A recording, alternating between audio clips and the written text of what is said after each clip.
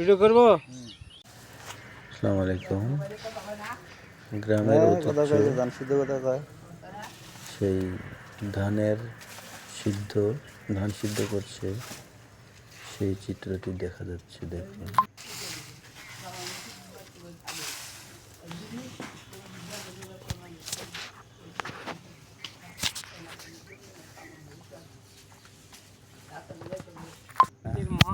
প্রিয় দর্শক,